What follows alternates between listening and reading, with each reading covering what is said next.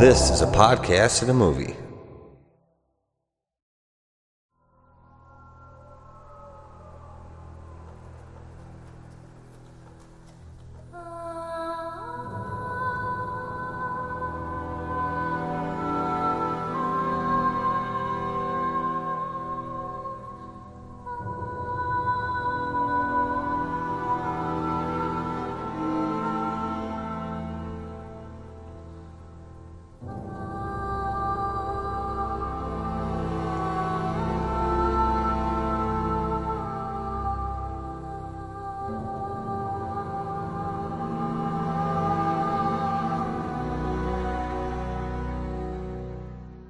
Welcome to a podcast and movie. This is Nick.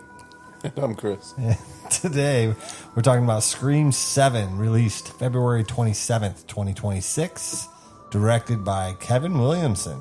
Screenplay by Kevin Williamson and Guy Busick.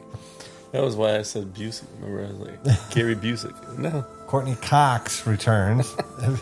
Isabel May is the daughter, Tatum Prescott, which it's not even, it's Evans, but whatever. Isabel May, Jasmine Brown, Mason Gooding, Joel McHale, Mark Evans, that's the husband. I can't remember if we were talking about that before. Sometimes I can't remember if we were talking about stuff on the air or off the air.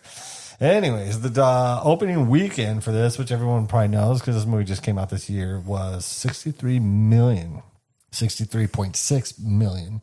And so far, the domestic total, $121.5 million. Worldwide, it's over 300. 2 billion. Yeah, 10 quadrillion.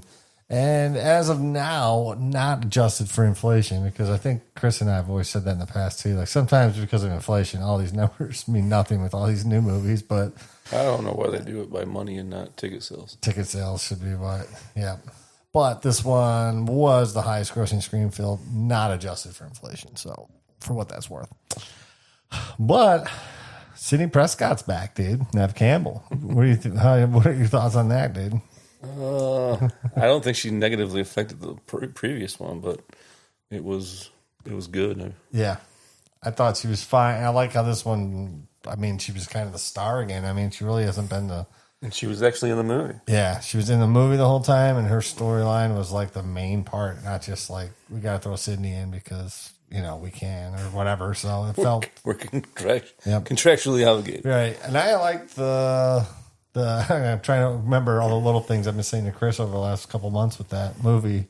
But I thought the daughter did good. Is Sydney's daughter. I don't know her from anything, so might age me. But sometimes my kids be like, "Oh, she's this and this." I'm like, "Oh, never heard of her, never seen her before." But I thought she did pretty good. But we also get I go with these new names, dude. Chad and Mindy are back again. A lot of.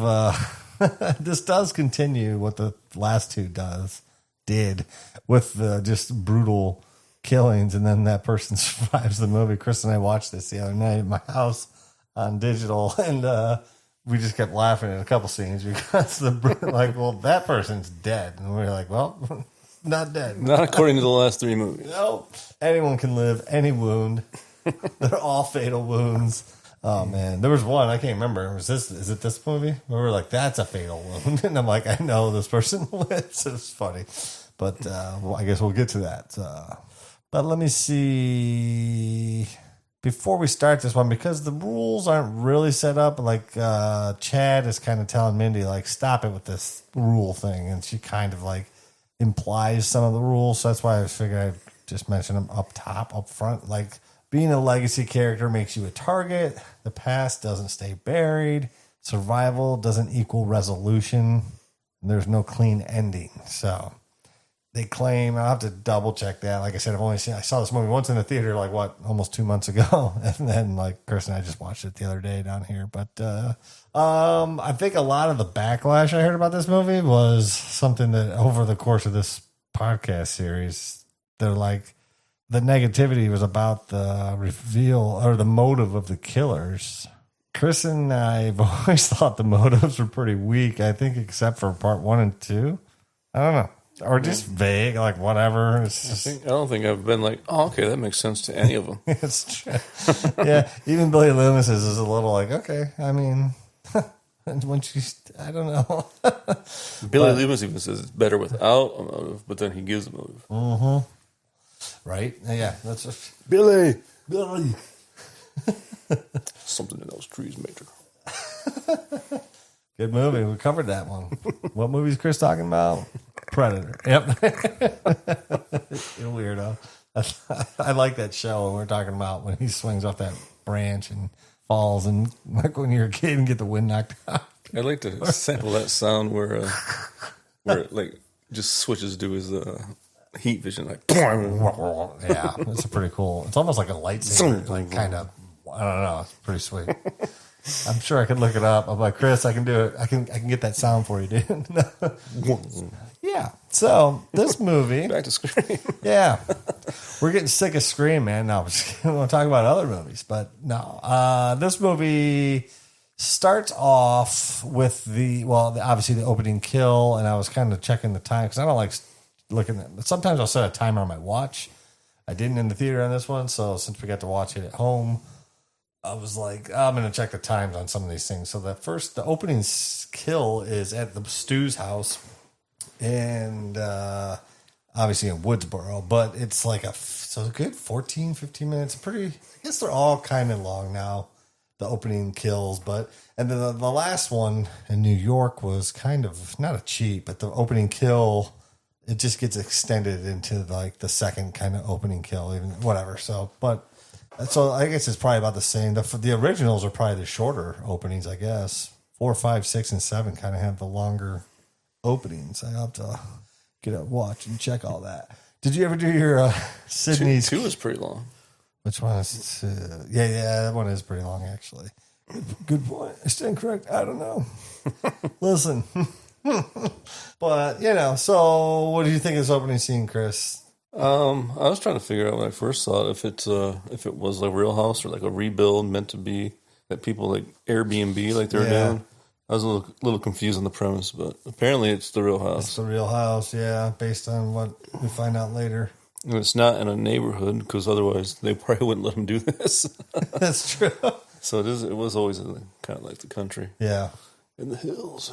Makes sense. And I was telling Chris, I was like, yeah, I'd probably do something like if you could do a overnight stay at the Texas Chainsaw House in Texas. Which I think you can nowadays. I know it's a restaurant, but I don't know if they do overnight things. But a real true crime place, I probably wouldn't do it. I was talking to Chris. I'm like, before the Manson or the Tate LaBianca or the Tate house was torn down in the 90s. But I wouldn't be staying there if it was open now and you could go. I don't know, a little creepy. I like true crime, but I don't need to stay at the houses where actual murders took place that I know of anyway. You're in one right now. Yeah, you never know.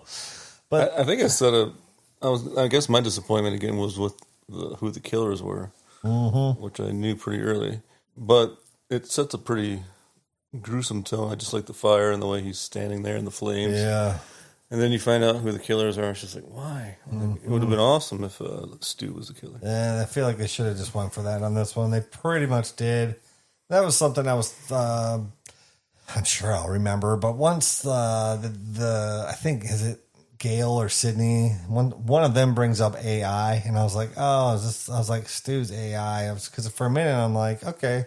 I was going along. Well, I guess for like an hour, I was going along with it. Man, maybe Stu is back. Maybe he is back. And when it showed him, I'm like, oh, he's back. Cool. And it was also a different take. And I just kind of forgot about the AI possibilities. So I was kind of which I thought was kind of, again, interesting. Like, oh, we know who the killer is. It's Stu, but they just can't find him and whatnot. So I think I would have liked that better, but I don't, it's not. I knew he was in it, but I just knew it wasn't going to be him because it would be too easy. So I'm just like, and then like you said, they said AI. I'm like, oh, he's just AI. It wasn't anything fancy. Apparently it was good AI. Right. Really good. Just aged people and put the skin over them or whatever, the actor. And They did a lot of scarring for the TV smash. Yeah. I think it was a kind of a good idea though to have, I don't know, the killer like unmasked, but not unmasked and like whatever, You talking about Crazy Kirk? Or whatever his name was? I don't remember. Crazy Carl? Carl. what was I going to say about the intro, the opening kill?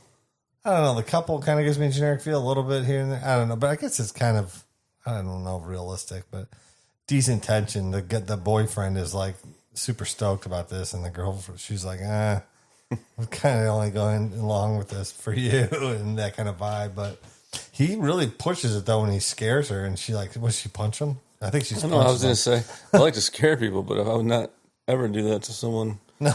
Who doesn't want to be there? Yeah, definitely. Definitely going to make it worse. Yeah, that was a horrible idea. After she was already spooked out from the not the monster, the robot ghost face, and then he goes and puts the costume on. But the one thing I noticed watching this at home this week was what do you call it? Kevin Williamson is directing. I think this is only like his second movie he directed. I have to look. I know he hasn't directed a lot, so whatever. When the boyfriend is dressed as Ghostface, when his image or his mask appears out of the darkness like Halloween, there's a few Halloween homages from Williamson, and what she's said is like probably one of his favorite movies. So, but yeah, and again, I think we mentioned on the podcast, we never even saw that scene in Halloween when Michael Myers' face is illuminated in the background because of widescreen, and then when we got the widescreen version, we were like, wait a minute. Michael Myers is back there. That's a cool shot. You know? And they kept showing the animatronic ghost face in Yeah. the wide shots. And they never show it like switch over, but Yeah. you're like, obviously it's going to like switch or Yeah, something. I was waiting for that. Like one of these times it's going to be him. But it does, Ghostface takes the boyfriend out pretty quick. He's whatever, he comes alive. He's there. And he just like stabs him right in the heart. It's just like, boom, dead. It's not a drawn out fight with him. It's the girlfriend who starts. I don't know her name in the movie or in real life. Sue. Are you serious? Oh, I'm like, man, that was good. We were laughing at when he's dumping gas all over her at the end of the opening scene where with that costume on. We're like, dude, he would be up in flames in a second because There was so much gasoline. gas, flame, everything. Just Had to everywhere. have gotten on him. Yeah. And the fumes were in the air. He would have just exploded. Yeah, It would have been like a almost cartoon. instantly. Yeah. Well, the costume's already black, but Be like Wild E. Coyote when he's just like ash. just awkwardly hanging on. Yeah, interesting kill when she falls and he turns around, just like holds the knife out. Boom! I'm like, man, that'd be pretty brutal. That would have hurt him too. Yeah, I was thinking that both times I saw that. I was like, And then ouch. she gets that. She gets burnt, and then the chandelier falls on her at the last minute, at the 11th hour. She's like, I'm not even supposed to be here. She kind of looks like the Midsommar chick there. Florence Pugh. I do like the shots of Ghostface walking around with the camera tilted, and he's walking sideways. He or she, I guess, is walking sideways. I assume this is the guy. I guess I don't know why, but whatever. Because the girl is the like neighbor of Sydney, so if she was like gone, so we'll say this is the dude from Vegas Vacation. But yeah, I do like the shot. I know fire is mostly CG, which I mean, good. We don't need to put people in danger for for no reason. It was kind of a cool image though at the end of the opening sequence with the house on fire and Ghostface walking. Yeah, I was in. I forgot. I was going to look too for a matching scene because, like the main menu screen where he's standing in front of the flames and like the advertisement for the movie. Yeah, Ghostface is just in front of the flames. I like that image, but I don't think it was ever used in the movie. no, I think it. Yeah, I don't know. Must have just been their. I was just assuming it's the color scheme they were going for the color palette. But it does make me feel not feel like the opening, but think of the opening scene with those colors of the posters and advertisement. But they do the boyfriend through the window again with Tatum and her boyfriend, which I will not know his name. Guaranteed. He looks weird. I don't like the replaying of the Loomis dialogues. Kind of generic. It's supposed to be generic though, I think, because like he's like doing it on purpose. So whatever, it's fine. Just doesn't work well for me. But I do like Sydney's introduction with knowing the boyfriend is behind the bed and stuff like that. It's good parent, good parenting scene. She's just like not falling for any of the BS. It's pretty funny. But they do have the same cover of Don't Fear the Reaper playing when they're making out that was playing in the original one with Sid and Lewis. And we laughed too. She just goes to bed in that outfit. Yeah. And now I'm like looking at it again. It does not look like a pajama thing. Something that yeah. someone would wear to bed. It's like Sydney gets home from the office, jumps in bed. It even looks like a dress. But I yeah, don't know, it's like a blouse. And then you have like, you can't see what her pants are. Just dark. I don't know what they call those pants. Yoga pants. Yeah. They look like genie pants though, or something like that. Yeah, they're little. Yeah, they're like genie. They're flat. They got some space. Genie. So maybe it is a pajama thing. Yeah, I don't know. It still doesn't feel like it. The sweater, I would die. I would melt to death. That sweater she's wearing. But it basically introduces the vibe that Sydney does not like talking about her past much with her daughter, her oldest daughter. They write it so the other kids are away. I think one of the parents, probably not Sydney's parents, probably her husband's parents. Definitely not Sydney's. I can't even remember if her poor dad's even alive. I don't think so. What one was he in that we were like, oh, he's back? I think he was just in the previous one, wasn't he? Or we're not 6, but 5. Yeah. But yeah, there's an awkward tension between these two, and that is going to be, other than the killer and revealing it and finding out who it is, it's just her, I guess, opening up about her past. But I mean, I kind of think like the daughter, I don't know, should she respect that Sydney doesn't really want to give her every detail about all of her past because of just the craziness she's been through? I don't know. I guess if the kid wants to know, I don't know. I mean, apparently you can just read it in a book or watch a Stab movie. Mm-hmm. I think Sydney even references that. Yeah, she says that. She's like, you can read it. It's I'm not hiding it from you. And then what's his name? What's the soup guy? Talk Soup? Mikhail? Yeah. Like, I guess he's all right. I'm just so used to him and like that kind of, even though I never really watched that show. And then he was in Community. Yeah, he was in a couple episodes of Sons of Anarchy. There's a few things that I was like, he looked more familiar, but it must have been from that Talk Soup show, honestly. Because I was like, he was in like a handful of episodes of Sons of Anarchy. And I just watched that actually with my wife in the end of last year, and I couldn't be like, I don't know, was he like a lawyer or something? I couldn't even think of what he was. And he is still a cop though, and they are, what did we say? They're in Indiana, yeah. Pine Grove Police Department anyway. So definitely not with Sydney's mom. That must did they ever mention younger kids in the previous movies? I think so, because she had like a baby and the thing you can jog with the kids. I was figured they had to because of why I have this go out of the way to show us that your kids are somewhere else. Which I'm okay with. Like, honestly, I forgot she had younger kids.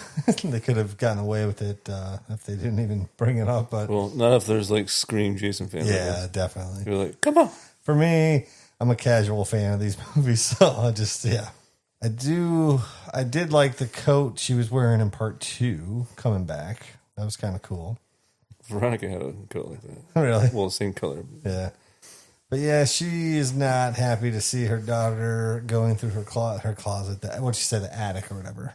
So she makes her take the coat off, then she goes back, flips it, and then she wants her to wear it, and she's like, nope, you know. It was in the attic. A lot of tension, dude. A lot of tension in this relationship. I wonder if this is going to get resolved. I hope someone's going to die. The suspense is terrible. I hope it lasts. I hope it lasts. I was thinking it was the play scene already. Don't you wish? No. But again, this movie is an hour and 53 minutes. So again, another lengthy Scream movie. And now I'm trying to think of what section was I saying could have been cut. We were watching it. We were like, man, we should have been recording it while we were watching. I'm like, there was a quick plot line. I'm like, they could have got rid of this and I'd been fine with it. But now I can't remember. It'll come to me. But the scene when the 3 friends are walking down the street, that's the other kind of, to me, I might be just overthinking it, but that's another, just the way the shots are, the way she runs across the street to the other 2 friends. It's kind of like Halloween, the original. Oh, it's no accident. Ooh, so you're saying I'm right. Bling, ding, bling, bling. Did you trust the boyfriend or did you? Yeah, I mean, I was texting my daughter in the theater. I was like, As soon as when I saw the mom and son, I was like, all right, that's my guess who the killers are.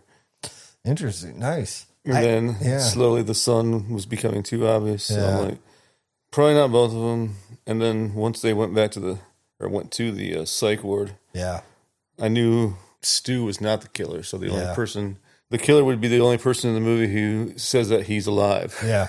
So I was like, oh, Yeah. so the doctor. Yeah. That was a good one. I don't think I picked that up. Caitlin was next to me. She's my daughter that likes scary movies. And it's funny. Katie's all scared and her husband Ryan's all scared. And me and Caitlin are like, just talking like we're in a rom-com. But I know, again, I think I guess I probably didn't say on the air that I forgot about her friend here. And I wasn't suspecting her at first. And then as soon as the door unlocks with the code at the end of the movie, that's where I'm like, it would make sense that her friend had the code to the coffee shop. So I was like, it's her. And then I forgot about the dude at the Smith's Grove, I'll call it. I can't remember the name of it, but Williamson, that's probably what he was thinking. No, Smith's Grove. But he was, I just forgot about him. I knew I was distracted that it was Rusty from Vegas Vacation and then the bass player from That Thing You Do.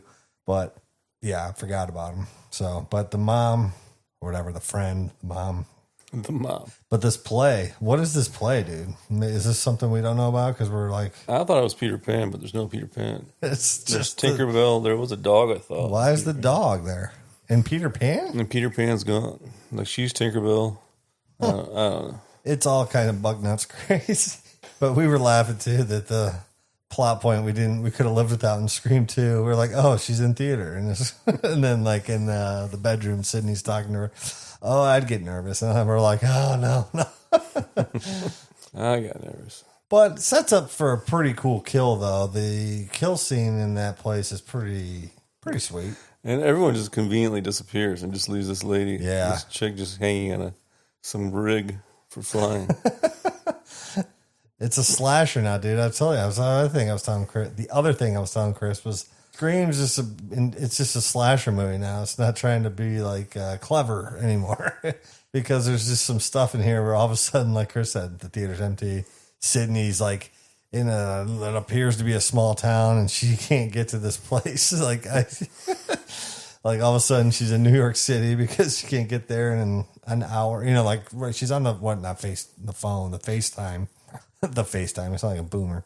And The FaceTime. oh yeah. So anyway, she can't get across town. Just stuff like that where I'm like, but I'm fine with that because I like those kinds of movies. So what did Chris and I discover watching this the second time? When the cop comes out, when Sydney realizes she's got to get to the school because Stu is at the school to kill the students or her daughter or her friends, the cop comes out of the police station, and then he's like, I just got a call from Woodsboro. And then Sydney's husband's like, hold on a second, I'm getting a call from Sydney. And then and I did not catch that in the theater where I'm like, oh, so he was finding out about the stew house being burnt. And then all of a sudden, yeah, because at first I was thinking that guy got a call from Sydney. You know what? I was, That's the 2-lane one lane road. yeah. That's probably not even for cars anymore. It's probably a downtown area where there's just for walking. I don't know if I noticed Ghostface in the background that first time. When she's in the dressing room, She's like folding the clothes. that's trying to make it seem like the boyfriend because he was just back there. So the dude that's controlling the wires is in the theater with her. So that checks out. So she's not alone on the wires. I forgot he must get killed because he's never in the movie after this. Yeah, Funny, let's see. funny how you just forget stuff. You just watched it. But then, what was I going to say? Yeah, so small town. Yeah. The whole police force knows about this. Sydney's going, and it takes them forever to get here. I know. I just feel like it's they could have gotten here like way before this girl got just like her innards just ripped out. Or why have that fake urgency and just do it later or not even have it? I mean, that was the first intro of Stu, though, too. So It's not as reckless as the last two movies. The kill in broad daylight and then the party store attempted murder, I guess. but it's pretty gutsy move. I mean, it's daytime or whatever, you know. You can obviously change the vibe in the theater. They, you know, kill the house lights and this, you know, you can set the mood inside so it doesn't feel broad daylight, but it's still It seemed like daytime. it seemed like the school was like in town too, not like 5 miles down the country road. Yep. I'm trying to think the motive because the friend is the lead killer. She's mad at Sydney because Sydney disappeared. Yeah, I couldn't figure it out. I don't. So I'm trying to think like She was saved by her through reading the book, but then she went into hiding, and that made her lose it. that's why I feel like I would like Scream better if there was. I like the whodunit. It's fun, but I never enjoy the motive and the outcome, the explanation. You know, so sometimes I wonder if I'd like Scream movies better if it was just Ghostface, like Jason or Michael Myers, or you know, like. But it couldn't be. But you know, because this is not what Scream is. But Ghostface. Yeah, and then what was I gonna say? The killer. A lot of people complain about the mom being the killer, and she's like barely in the movie. But Billy's mom was barely in too. yeah, I mean, she was. I remember people complaining about that because it was like she was in the movie for like 1 minute. And Yep. She was really quick, honestly. Her scenes were. We always knew because it was Laurie Metcalf and she's Jackie and Roseanne. Like to people our age, she was Jackie from Roseanne. So, but when you look at it in Scream 2, she was really on the screen like, what'd you think, Gail? And oh, Gail, I'm a huge fan. And then like, Gail blows her off, and then she's always just awesome to me. So she has a big impact. But then when you like count the actual screen time, Screen time. It's not much, but took forever for the police to get there, but everyone's parents got there pretty quick. parents were ready to complain, just get lawsuits going. No, They got like a table set up with the police thing on it already. yeah, that I did notice yesterday or the other day, and I thought that was I was like, that's interesting because I was trying to read the name of the city on his badge, and Sydney was always in focus. Like his badge is like out of focus, and I'm like, I can't see the name of the place because that's where we were discussing the call he got from his partner. You know what call his partner got and what his call whatever like him the husband Evans on what's his whatever Sydney's husband. And then they like the dude that was controlling the rig, like it doesn't seem like they acknowledge the fact that he's dead. Yeah, they might. So that's probably why I forgot that he was even in the scene. He just kind of disappeared. It's like the house explosion in part 3. Killed off scene.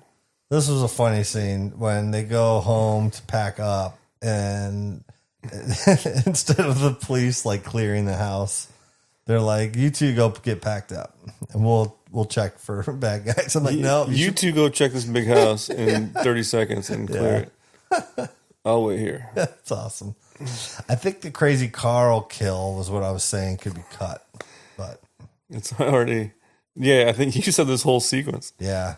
And again, I kind of dig parts of it, but I always am open for Scream movies to be about 20, 30 minutes shorter. So I think it would be, and obviously I don't think you could re-edit it because the way it was shot, you'd have to have Gail, you wouldn't have to have Gail hit anybody. She could have just pulled up, I guess. So you could have. And this house is like, just seems like it's 20 times bigger than what they show on the outside. Mm-hmm. And they got, turns into a people under the stairs house. Yeah. She's got a secret room like Jamie Lee Curtis in Halloween 2018. And I was expecting that, but I didn't think it would happen. Like she has a bunker, built or whatever. Panic room. Oh, it's the husband. The husband just gets brutally murdered like in this movie. That was the kill for sure. I know there might be another one, but I felt like this was inconsistent when Ghostface has the knife to Tatum's throat, and they act like they don't talk about it or anything, but they obviously have spent some time with like signals and what to do if you're ever held at knife point. Yeah, and we got like a game plan. Yeah, and then at the end too, when the dad is bleeding from his stab wound to his heart, from his whole body. He's lost like gallons of blood. For 6 hours. But the dad fights Ghostface pretty decent fight. But I think it was the falling down the stairs. Another good stair stunt. I think was that part 1 or 2. I was talking about that. I'm like, man, that's got to be brutal. And you're like, yeah, sometimes they know how to fall, but they're like, sometimes it just hurts. And you fall down the stairs. I'm like, ouch. Yeah, and then this whole scene goes on. Yeah, the scene in the wall. It's like, it's kind of cool. It's suspenseful. Even though I'm like, no, I wasn't convinced any of them are in any actual danger at the 45-minute point. Except for the dad. Well, yeah, him. But just being inside the wall was kind of a cool idea. Like that'd be surprising if just all of a sudden Tatum gets it in the face from the wall. Yeah, I mean, Like, that's... Jeez, now Sid's going to be really mad. Now, yeah. She's going to be like Rambo. Damn, damn. Sharpening her knife. Or it'd be a good way to get rid of Nev or Sid as she dies here. Yeah. And I don't know. I mean, I feel like they would kill Gale off. I feel like if Gale gets killed in one of these movies, then The Ghoul? Sydney is Sydney. Chris said Ghoul, not me. Sydney would be in danger if I feel like they'd kill Gale first. I hope. Oh man, honestly, me too. I'm done with the Gale character. But if she keeps coming back, whatever, it's not going to make me not see it. I'm always just kind of like, all right, Gale, it's Gale. I don't know. If you want to go for unrealistic, dude, there's this brick wall. And then I would imagine this false wall was built after, but it's like that old 2x4 that are actually 2x4s and like the planks.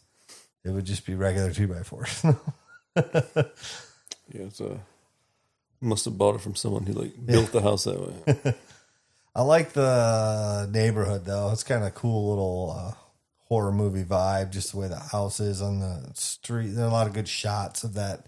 I don't even know if it's a neighborhood, but it's shot like a neighborhood, but I don't know if it's an actual neighborhood in real life or a set. It's probably not a set. It's probably the interiors feel like a set, but I could be wrong. I mean, they usually do that. Even if they film some scenes in the house, they'll do it for pickup shots or just makes it easier. Just easier to shoot and get your exact shot you want. So let me get this straight. This is the third time it's the third time seeing this movie, talking about this movie, I guess. Did the killers send Crazy Carl to do this mission? I can't remember because it's kind of convoluted at the end where I'm just like, huh? Yeah, it just seems like he'd be a guy that would be at the psych ward, but Yeah. I don't remember if they try to explain it or not. And then Jamie Kennedy. And then I can't even think of his name. Mindy and Chad? Chad. Yes, see? We're getting it. We're getting it. And the last movie. Next, And then they're not going to be in part 8. part 8, they're gone. We're like, Where's Mindy and Chad? we just got their names down. No, that's funny. Billy Madison. Oh my gosh, that's funny. Is Sid wearing her pajamas again? I don't know. They do make reference to Scream 6 where they're like, I should have went to New York. And she's like ripping on it. She's like, that was a crap show. You know, you shouldn't have been there. It was a good thing you missed it or something. It's probably a wink, though. I don't think there's any bad blood with the writers that I know. I don't know. I could be wrong. People were canceled and all sorts of stuff, so who knows? I don't know. That one cop kind of looks like the dude from Reno 911. Whenever it shows him, like, for a split second, I'm like, oh, no, it's not him. Which one? The Garcia one? The main guy. Oh, the dude who just did Astro? With the mustache. Yeah. It's wildly inappropriate. All right, so the dad, it seems like everyone gets cut on their left forearm in these movies now. Right. It's just become a trope. A Scream trope. And the acting class director of the play is like trying to get us like this list of suspects. I never suspected him. He just was a little comic relief. Yeah, I mean, since I forgot about the other dude, I guess I could have been, but I never thought, I don't think. I'd have to ask Caitlin and see if she remembers if I told her. But a couple times, I guess I could have thought it was him, but they kind of set it up to be that way too. Like, gotcha. Faked you out. But the Chad and Mindy are the cameraman and like what content creators for Gale now. They travel with her. They're whatever her film crew, whatever. But Mindy's trying to like take over and get on the air, which she ends up doing at the end. I wouldn't be surprised if Gale didn't show up in the 8th one, just because she kind of comes full circle at the end, giving the reins over. She hands the mic over, and So here's my prediction for part 8, dude. Gale's the opening kill. But since it's Scream 8, she'll come back at the Scream Ocho. end. Scream Ocho. She'll come back at the end as Ghostface. No. Like, what? Scream Ocho Cinco. What was that? That's a football player. Why does that sound familiar? That was Chad Johnson changed his name. Ocho Cinco. Ocho Cinco. Number 85. Which if everyone made fun of him, that's not how you say 85. Ochenta y Cinco? Ochenta y Cinco. Uh-oh. Stu's back. But yeah, so what is their plan? The plan is to get on the air and lure Stu. Kind of reminds me of the neighborhood Which one? of Kevin's neighborhood in Masters of the Universe. Oh, really? Interesting. My girl's my key. Don't let your parents get on that plane. Julie. That's just because Courtney Cox is in this, dude. Wonder where that was filmed. That's probably L.A. Yeah, probably Pasadena, like everything else. But Tatum doesn't want to leave town, so psychiatric hospital Fallbrook is where they go first, not the interview to lure. Looks Stu. like the White House. Is that political commentary that they did? Not parking. I said not parking. So No let's parking. see. I want to see what they say. Okay. So yeah, Chris's idea does make a lot of sense. The dude that's like, Stu is back. He's here. He was alive. That's killer. Yeah, I guess I missed that the first time. Obviously, it's hard to the second time, but again, I don't even know her name. The killer, she checked herself into this place, and he's like, "That's where I met her." That's kind of a funny scene at the end, but And she just caps him. yeah, I kind of thought that was coming. I'm like, this dude's in trouble. He's like part 2 when whenever in part 4 when like the killer just gets killed by the other killer. It's like It looks like they're trying to make him look older than he is, but I guess he would be. I think he's 55. about our age, or your age. Man, I don't want to look it up because I'm like, geez, do I look that old? That's what I was just. I guess he's at least 5 years older than me. I would say at the oldest, he was born in 1975. Let me look. I'm going 73. His Vegas Vacation was 97. Huh, dude, he's a year older than you. What? 1978. So yeah, it seems like they're trying to make him older. Maybe he lived a hard life, dude. Yeah, I've not really seen him in much other than that. Like I said already, that thing you do in Vegas Vacation. Apparently, he was in Disturbing Behavior. I remember that title, but I didn't see the movie. 98, and then Sweet Home Alabama. What is that? Sweet. I think that had, what's her name? Oh, yeah, that was the rom-com everyone loved. Rachel's sister. Patrick Dempsey's in that. And Katie and I read it. We're like, this movie kind of sucks. Genius. Gosh, that was a long time ago. So he's the cameraman. I forget what she's doing, though. Why does she have... What did she say? They're content creators. They're like showing her how to discover content. I think just trying to bring Gail up to standards. Or was it? Yeah, because she's... Gail is fired from her show. See, now I forget if that was... We knew that last time or on this one. I think, I don't remember. Last time, all I know, she was in New York and she was in her penthouse and then she got killed. How convenient was that? Has she always lived in New York? I think it was very convenient. Chris did make a funny observation was that the house being under construction, Sydney and is his name Mark? Yes. Okay. The character? Yes. Yeah. Sydney and Mark's house is under construction. Chris was like, Lethal Weapon 2. And I was like, right. It was funny. I just was like, it was genius. It's just reminiscent of that when Murtaugh goes out to the construction site in the beginning of part 2. Whatever. We're not saying it's a rip off, but it's just, it makes for a cool, like, First thing I thought of. genius. It makes for a cool vibe where you can do different things. Most construction workers don't hang that much plastic everywhere though, so that's a little Hollywoodized, but it's a cool vibe. Playing with the shadows. From the belly of the... Did he just get Dexter? He got wrapped in plastic? Yeah, he's dead. Wrapped in plastic, stabbed in the heart. Surprise. He stabbed like 4 or 5 times. They're all like around the sternum. They're all death wounds. One of them had to have hit the heart. Or an artery. No, artery. The Red Right Hand is back in this movie during the scene of just acknowledging the curfew's in place. And so I want to Google map that town and see if the street has that double yellow line. We'll have to find it, dude. We'll find it. But Chad and Mindy's theory is to get all of the new cast all in one place so then they can basically pick out who the killer is. So, which is interesting because in this one, none of them are the killers, you know. Usually one of the people in this scenario would be the killer, I think, in the last, in all the last ones. Always one of the friends. Right? Other than 3 is Roman. Well, no, but Roman is kind of at the party. They get together at the end. So someone they knew. He's already in your group of friends. Wait, what were the rules again? Was there anything about who the killer could be? It was just, it claims, the internet claims, it's like the rules of Scream 7, they're implied and not really outright spoken.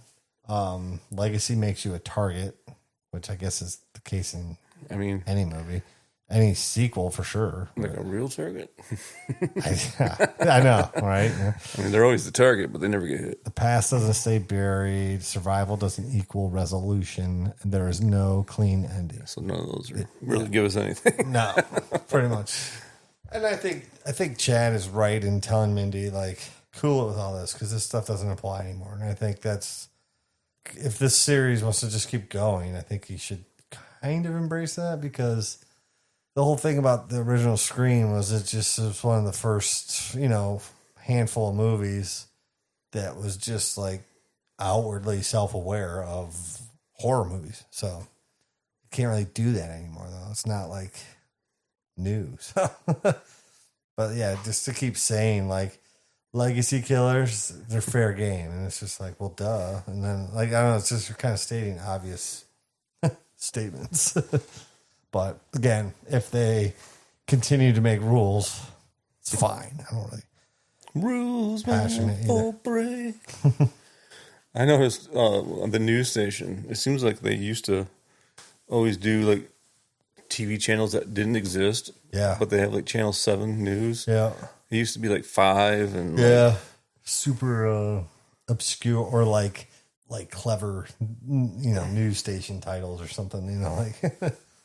Or just generic ones like, well, hey, we're Haddonfield TV or something. They didn't do that in Halloween, but. So, what do you think of the interview? Do you think Gail goes too far, Chris? She always goes too far. I don't care. Gail always goes too far. She always goes for the jugular. That's what she does, dude. Oh, man. What if you ate that up like that? That'd be so funny. Always playing with boundaries. Oh, that's genius. Yeah, like I'm probably more of the personality of Sydney, and I'd be like, I literally just told you I don't want to talk about my children. And it really doesn't, this really didn't advance anything. It's just giving them something to do while the kids are doing something. Yeah. Which again, in theory, you could cut this and just stay with the kids. I always like when there's 2 things going on. Ever since like Empire Strikes Back, which has essentially been around my whole life.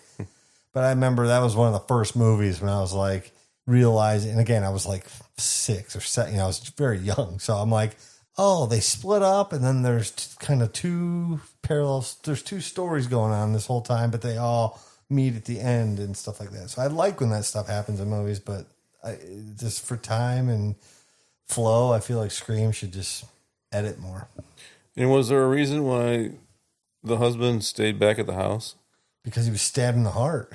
No, he just got stabbed at the heart. Oh, I can't remember. I think he just thought they were leaving town. But I don't think he was like ever planning on leaving town. He was the cop. He's going to get Ghostface. Even though I think Sydney's like, I'm going to get him. I'm going to, I keep thinking, I just said the name of it, Smith's Grove. I'll call it Folk Grove or Fall Creek, something. But Stu FaceTimes Sydney from the movie studio, and he says he's at the pizza bar. What is it, tavern? Actually, I think Gail says it there. The name of the place? Parker's Tavern. Yeah. There it is. I was thinking it was called Pizza Tavern. Close. So this is the funniest scene in the movie to me. The car's locked. I think it's Gail's car.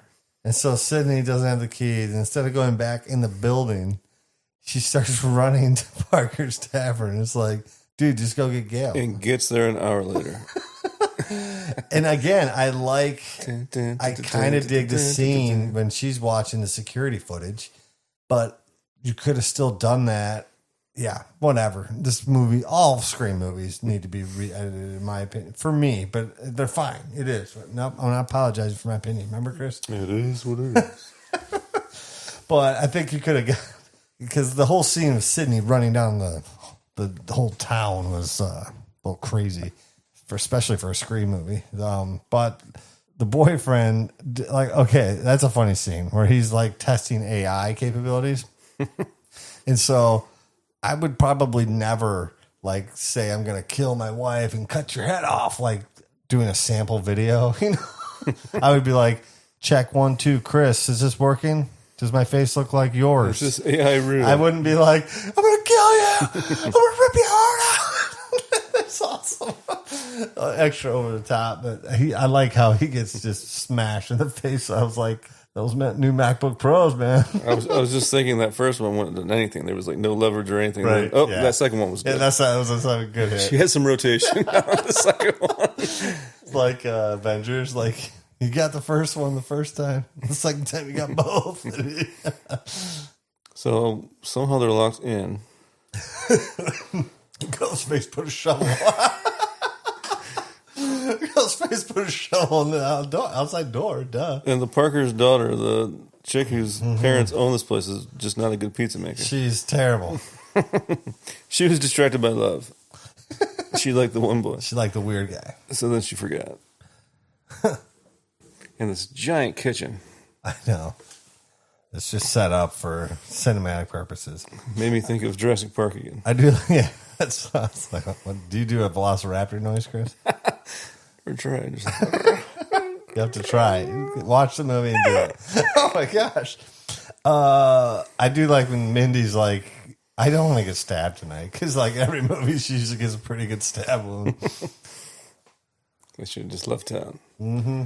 See, I like them more in this movie too. And so another thing, I've been watching again Cobra Kai on Blu-ray, and I was like, maybe I just don't get into the younger kids' storylines. And I'm like, nope, I do get into younger kids' storylines, because I get into the storylines of the teenagers or whatever in Cobra Kai. I think it's just the filmmakers. I think it's the direction. I think Williamson's getting better performances out of the younger, what are they called? The just new cast, the younger cast. I think he's getting better performances. I don't know if it's better no, because Chad and Mindy are in the last two, and I just like them more in this one. I like how, I don't know. I credit the director, I guess, but I'm not saying the other guy sucked or anything, but sometimes a filmmaker is what I guess the gets true the test would have performance. been how Tara acted. But she was a little better in 6 than 5. Is that the right character? Tara? The main chick from 5 and Sam? 6? Sam. What did I say? Tara? That's what I would like to see, is Sam in a movie with other directors. Because Tatum, I buy her in this movie. I think she does well. I think I don't know, and I don't get generic feel from anybody in this younger cast in this movie. So, yeah, I don't know. I think it was a couple episodes ago, and I was like, maybe I'm just old. But I'm like, maybe no. Fern Champion was the casting director. Chris, what was she the casting director? You're gonna have to someone has to search that. Yeah, we won't reveal If we it. did a live one, how many people would listen? We could have stuff like that. People. All right, all 5 of you. Listen. No, we'll figure something out. We'll get something going, dude. We're building up steam again, dude. So the bar, whatever, tavern. This is the kill that got the biggest reaction in the theater, was the beer tap kill. And I don't like it because only Michael Myers and Jason can do that. No, Yeah. I couldn't even lift that dude that high up dead weight and put him so Yeah. his head's up on there. By his head. And By his head and like that extra little oomph.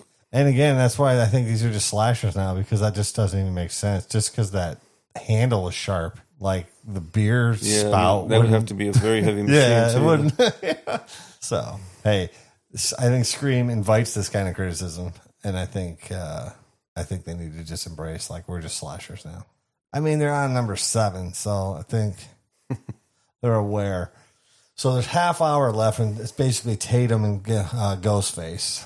And where's Sydney? Let me see. She is. Oh, she's running. I just And wish then the like, boyfriend shows back up and just dies pretty quick. yeah. And I just wish Ghostface would have just locked Sydney in the police or the studio or something. You know, he locked them in the tavern. I don't know, something. And here comes Sid. But her running down the street is so stupid.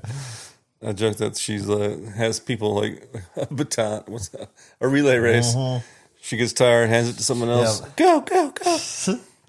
I was like, that'll be in a Scary Movie. They're going to reshoot a scene in the new Scary Movie.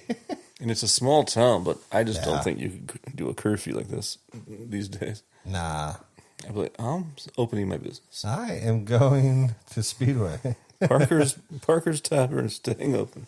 But I do, again, I like the scene. Like the whole Sydney running down the road thing is just outrageous. But I kind of dig the idea of her watching her on security footage. And she's like, I don't get invested in the emotional thing. Like, Mom, I can't do it. You're strong. You're powerful. I'm like, just get the gun and shoot. I'm like, I don't ever. Get the gun. Get the yeah. gun. Shoot. I don't ever get into that kind of stuff with these kinds of movies. So I'm just like, okay, stop. But the idea, I think, is kind of fun. Where Kind of seemed like it came out of nowhere, too. She just mentioned it. She saw the interview, but that never was mentioned anywhere else in the movie. Like, oh, I'm not strong like you, Mom. Oh, yeah. I was going to say, no, they mentioned in the bar, the tavern, whatever, that Tatum's mom's live on TV or something. But yeah, you were talking about, yeah. They're always obsessed with talking about shooting them in the head now. I think in 4 they started saying that. A second Ghostface. Shocker. And if you want to shock us, there should be like 5 of them. What do you think? All the friends were Ghostface. It'd be like Halloween 4, dude. Loomis. What do you think of Ghostface taking the hostage to lure Sydney back home? What did we say where the heart is? And you were like, just say home. Yeah, if it's going to be that easy of a riddle, why even have a riddle?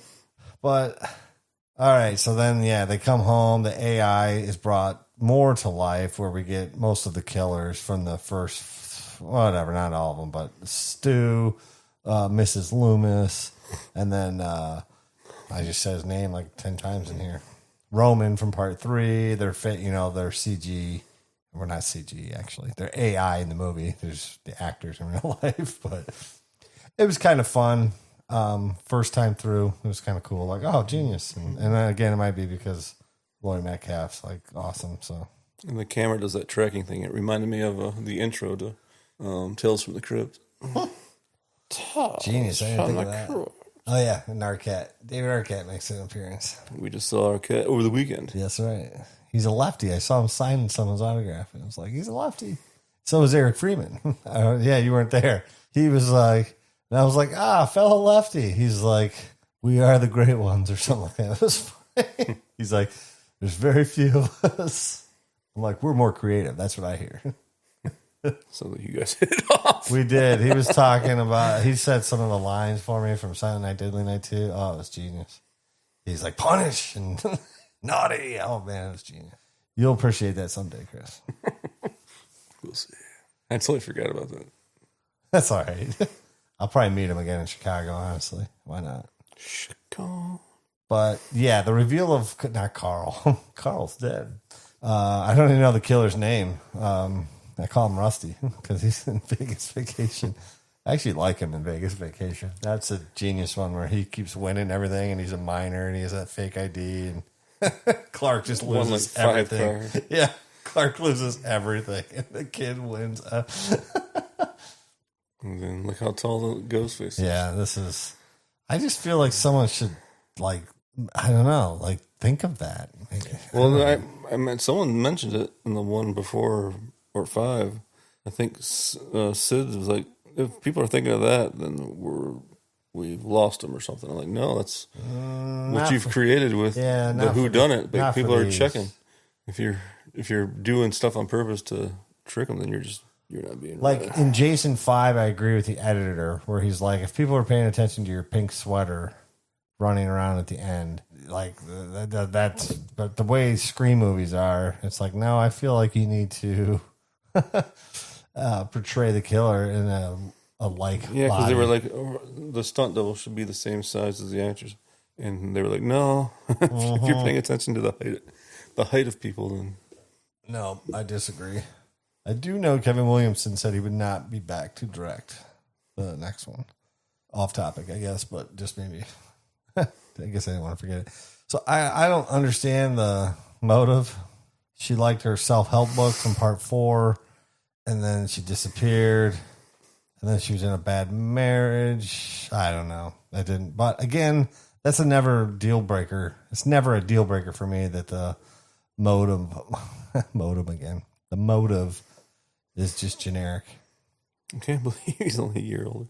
I fell for my own trap because I did that. I used to, like, the last 5 to 10 years, I'd always see people in the movie like, man, they look old. And then I'd look them up.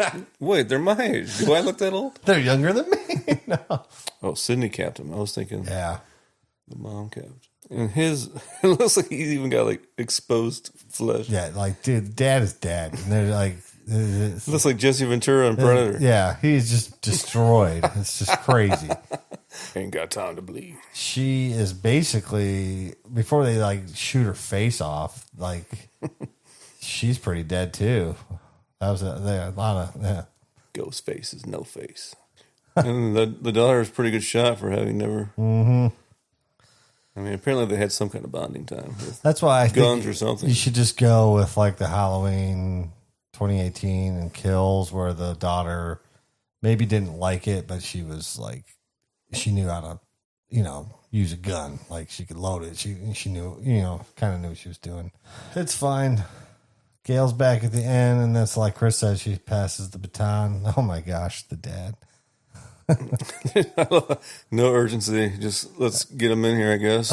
I was like, you guys need to operate. Should we get him to the now. hospital? No. He's been bleeding for 4 hours. He's apparently all right. The wound's already cauterized. Should probably get him some, what do they call those, biotics? Antibiotics. Those biotics. We don't need him to get any infection. With all this exposed organs. Genius. So, what do you think, Chris? Mom and daughter make up. Sydney's comfortable sharing her past. Now they shared the past. Shared the past and the present. I didn't even realize until credits rolled at the end that I was like, oh, Kevin Williamson directed this. Like, I didn't know. I basically just wanted to get to the theater because I think you saw it opening weekend, Chris, I think. Yep. And I saw it the Saturday. following Saturday. And sometimes movies just drop out of the theater so quick nowadays that I was just like, I texted Caitlin and I'm like, I need to go see Scream this weekend. So if anybody wants to go, let me know. If not, I'll go alone. I'll see if Chris wants to go. Caitlin's like, I'm going. So I was like, all right. Of course, Katie's like, I'll go. I was like, now I got to schedule around everybody's notes. All right, never mind. I'm not going. Everybody's scheduled. No. That's right. The credit scene is just outtakes with Chad and Mindy, which I actually thought were funny. See, I think I just like the direction better. Look at me. Trying to apologize, but not. Sorry, no apologies. I didn't even see the Roger L. Jackson at the convention, did you? I never went inside. Oh, that's right. You just kept seeing Arquette. I saw a lot of people outside. I saw Mick Foley. I saw him too Saturday night. Him and I rode the elevator up. I hear this. I saw him in the hallway, and he was. What was he doing? He got something. He bought something at the counter. He was just like, "How you doing?" I was like, "Hey, how are you?" And I was like, "Hey, me and my kids like watching your matches a lot." I was like, "I'm not going to bug you though. Hope you have a good night." And he's like, "Thanks." And so then I walked away, and then I'm in the elevator, and the door's about to close, and I hear someone go like, "Can you hold the elevator?" So I stopped it, and then it was Mick Foley. I was like, "Hey." I was like, it was funny. I was like, well, now I'm going to bug you. And he started laughing. And I was like, I'm not going to. But it was funny. Just kidding, unless you want me to. All right, I got an interview I want to do. I hit the stop button in the elevator. He's like, oh, Mikey. But that brings us to the end of Scream, Chris. What do you think so far? So we are. Until next one. I've been trying to rate them this whole time, and I haven't got much of anywhere. Oh, yeah. Let me see. And I never did my thing where I count how many people Sid kills. Maybe we'll do that when we do Scream 8 because I know they're gonna, I think they've already said they're making another one. So maybe we'll do that. So we'll tally up Sid's kills. What if I and then we'll count them in the new one. Yeah. Want me to find out? How many people has Sidney killed? How many killers? It's going to give me like a huge Billy list. Loomis, Mickey, Roman, Jill Roberts, I got 8. Amber Freeman in Scream 6. She wasn't even in Scream 6. 2 in the first one, 2 in the second. Sid does not kill anyone in 3. I thought she killed Roman. Maybe not. She killed Jill Roberts, Amber Freeman in 5, 2. So I got 8. 4 shared kills, 4 solo kills. Well, who killed Roman then? You sure it was her? I guess my point was Yeah. more than any. I think she's probably killed more than any single Ghostface Single has because they Ghostface. always. Well, I guess never mind because how many people died in Scream 3? Maybe 3. Not that maybe. many. There aren't that many deaths. Yeah. Prescott, Cotton, his girlfriend. 1, 2, 3, 4, 5, 6. There's quite a few in that movie. So maybe other than her brother. Yeah. So Sid and Roman fight in part 3, and then he's shot multiple times, but then Dewey shoots him in the head in part 3. All right, well, she's attempted kill. Yes, I give her a coke. I'll give her a co-kill because he was dead. No, a co-kill. I want an autopsy. I want all the bullets removed. Figure out which one killed her. You just get a hold of yourself. This is getting crazy. So that is the end of the series. Another decent sized series to get us back in the swing of things, and I think it's been fun. I haven't ever done like a screamathon like this. I always seem to watch these movies kind of split up, so it was kind of fun. So I think I did back in 2011. So, but that was just 1 through 4, so it was fun. And with that, we're gonna do a red light, green light, and then we're gonna try. Do you want to try and rank it? All 7? We'll just have to. We'll have to put ourselves under pressure. All right, I'll put you. So we'll do Chris's red light, green light, and then Chris, do you want to rate it? You want me to do my red light, green light, so you got time to think about your rating? I'll try that. All right, so Chris is gonna go red light, green light now, then me, and then we'll talk about the ratings, and then we'll talk about our plans for the near future. Chris, you're up. You're like, I'm gonna go with the green lights. okay. Big surprise. Wow. I don't know. I think like we've been talking about, the characters are better. Even the ones I liked. I liked Mendy and Chad and the other ones, but I liked them more in They- 6 than 5. but they yeah, evolved well from 6 to 7. that's true. Gail, I could go without. In case you haven't noticed. Do you like her in Friends? Sydney Chris? coming back and Sydney like actually not just being in it, like as an afterthought. Like that makes me think of how the other ones could have been if she was more involved. Yeah. But maybe they wouldn't have been because now what's the absence makes the heart grow fonder. Yeah, we'll never know. I think you even said that during the series. We won't know if You'll Scream never 7 would have know. been big without her, but it was big. So It was pretty bad. it was. Cost quite a bit more than 6. But Yeah, it's probably paying her because I think she wanted some money. But in this one, I think not because of anything to do with gender, but she was in this movie way more. So yeah, she should have got paid a lot more than the last, I think, 3 movies she was in. Honestly, yeah, like were they comparing it to those? Well, we gave you this much for that Yeah. one. She's like, yeah, I was in it for like 10 minutes. all right, is that it? Any other final thoughts on Scream 7 other than rating them after I go? And I think I brought it up in the opening scene, but I mean, there were certain things they missed. I think just a different killer, like a cool killer. Yeah. Not just people we don't know anything about to the very end. Yeah, Like I knew he wouldn't be, but I was really hoping Stu would be the killer. yeah. Or at least like he's like somewhere and other people are killing for him, or he's the mastermind. Yeah. Something like that. I think there's been some fan theories that Stu's been the mastermind behind all of it or something, and then everyone just keeps waiting to see if he ends up being the killer or the mastermind. So definitely not a 10, but Yeah. I'll give her green. Good. All right, so my turn. Chris, don't forget to think about your rankings.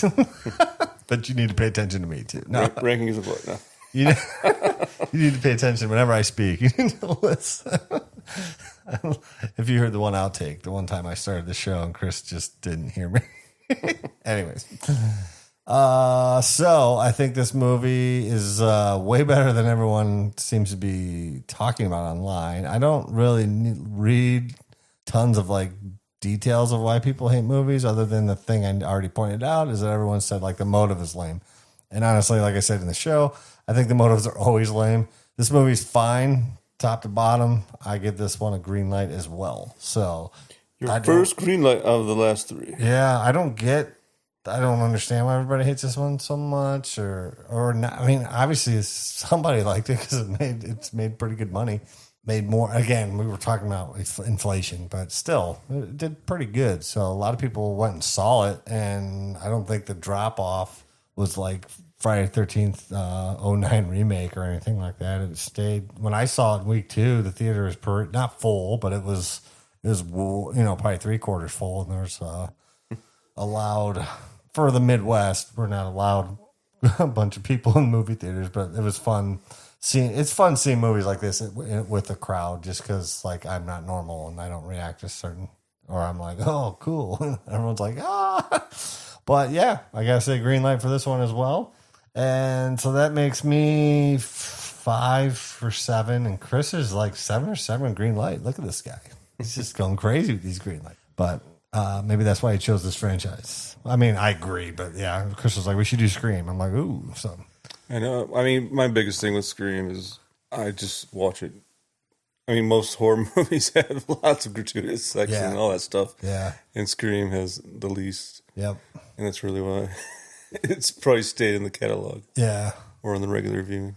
Yeah, it's more accessible to mass audiences, I think, than some of the other ones. So, yeah, so cool. Green 7, green lights from both of us. What say you? Let us know. Send us an email, podcast@themovie.com. We're on Instagram, Facebook, and X. Chris, you ready to rate? Yeah, 3, 5, and 6 could be mishmashed around, but I'll start I'll do descending order, worst to best. Okay. I got part 3 at 7. Ooh. Part 3 could be 5 or 6, maybe. It would definitely be 7 without a doubt. Well, it is 7, but it would be definitely 7 without Poopy Montgomery or whatever her name was. The Gale?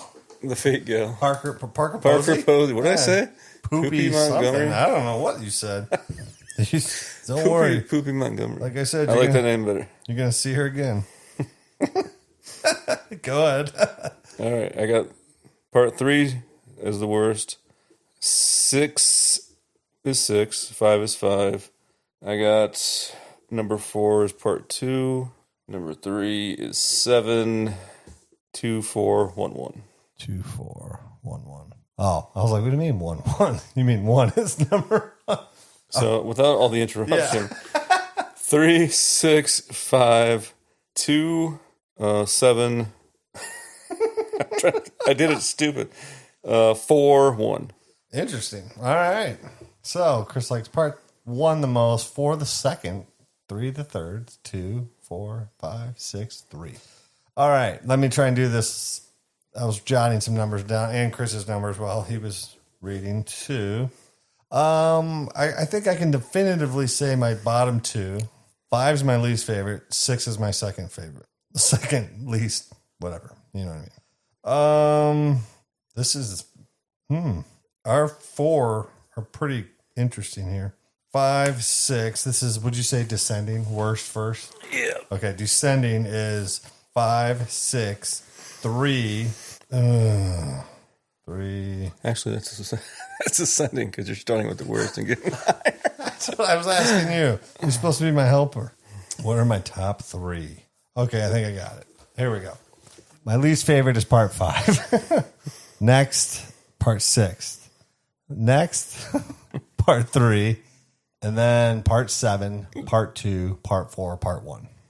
So we're kind of almost identical, but, not quite. But our top 4 are the same. It's interesting. You'd think we were related or something, people. Top quattro? We have similar tastes. We'll put that to the test as we get into some more elevated horror, right, gang? No.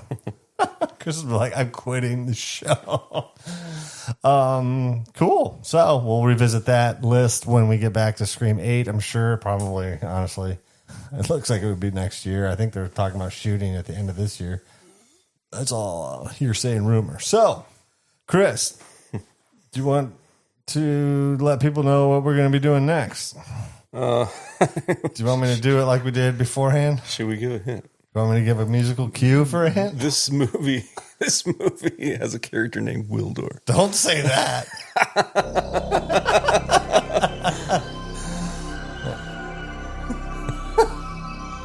Do it.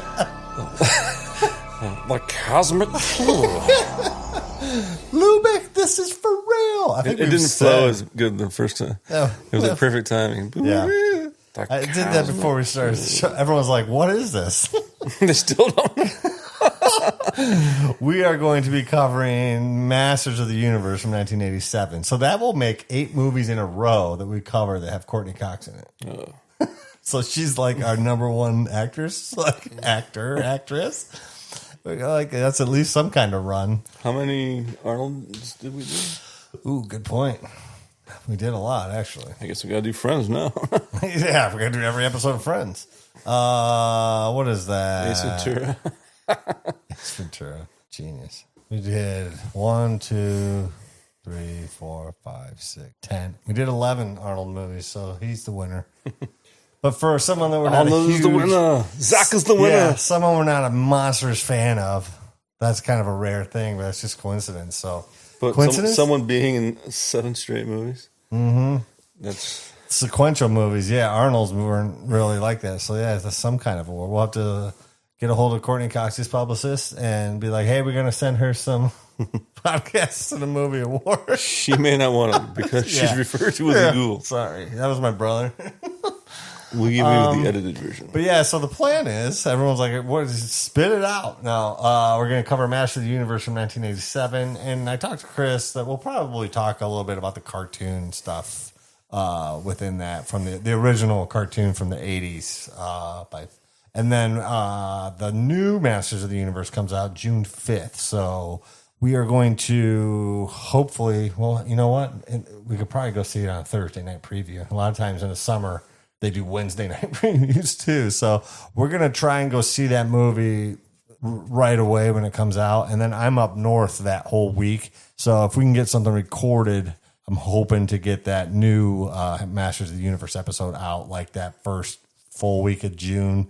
Because I'll be up north for a while, but we're getting like a house we're renting. So it's not like I'm camping and I have to edit a podcast out at a campfire. So, but we will be back with the, not the original, part 1, and check online because we'll keep everybody updated. So, we'll probably release Masters of the Universe 1987 on May 22nd ish. We'll let you know. Might even be before, you never know, and then we will be prepping for that new one and do that. So just a quick 2-movie series, and yeah, it'll be. I'm kind of excited to talk about Masters of the Universe. We were chatting about it before we started this show. We're like, oh man, we gotta do Scream. I know. I was like, I don't even want to talk about Scream 7. I want to talk about Masters of the Universe. So, but yeah, it'll be cool. And then I have. We kind of have some ideas of what we want to do for the rest of the year, but we will honestly reveal that on the new Masters of the Universe episodes. So we will just not make false announcements. We want to be upfront about the schedule and not leave people hanging, so you guys can know we will be back. Have confidence that we'll be back in May with Masters of the Universe, starring Dolph Lundgren, and I don't even know who's in the new one, but the new one with everybody who's in it. So the trailer's interesting. We'll see. I'm like He-Man. Yeah, I'm not like totally excited, but I just like He-Man, so I'm like, I'm gonna go see it. So Chris is like, well, we might as well record if we're gonna see. But so yeah, that's the plan. So I will be out of town next week as well. So that's why I'm like, let's just take a week or 2 off and get some stuff situated, and I get caught up on some other things I got going on. So nothing crazy. Just been busy, basically, and not sleeping well. There's been storms like every night and day, and long story. All right, so cool. I hope everyone will join us for Masters of the Universe. Just a little 2-film. It'll be a fun one. Yeah, it will be. Even if you think Masters of the Universe 87 is like one of the worst movies ever made, just like join us on that show. It'll be good. It'll be a good episode. I guarantee. So, yeah. All right. But once again, thanks for joining us for all these Scream movies, and thanks for listening to us as we've been doing our comeback tour, dude. And we'll be, we're reachable online at podcastindamovie@gmail.com. You can visit us at podcastindamovie.com. And again, we're on Instagram, X, and Facebook page as well. You guys, the links are there. Search us. You'll find us at Podcast and Movie, and some are at A Podcast and a Movie, and also the YouTube page. So we've, we're on there. Shows are posted there. Just generic shows, just audio, but it's still there. So, all right. So that's it for Scream. And once again, join us in May as we start Masters of the Universe from 1987, followed by the new requel, or is it just a new movie? We'll find. Guess we'll have to find. Chris is like, I've learned a lot of Sounds terms. completely different. Yeah. I don't know, Dan. We'll see if Dolph's in it. A standalone movie. What if Dolph was like Gwildor and they A tall Gwildor? Yeah, like how they did with Sala in Lord of the Rings. They made him the short guy. Anyways, all right. So we'll be back soon. Thanks everybody for listening. Let us know again what you think of these shows, and if you hate Scream 7, actually, let us know why. I'm curious of your thoughts. So, okie doke. So till next time, this is the Podcast and Movie, and I'm Nick. Chris. I'm Gwildor.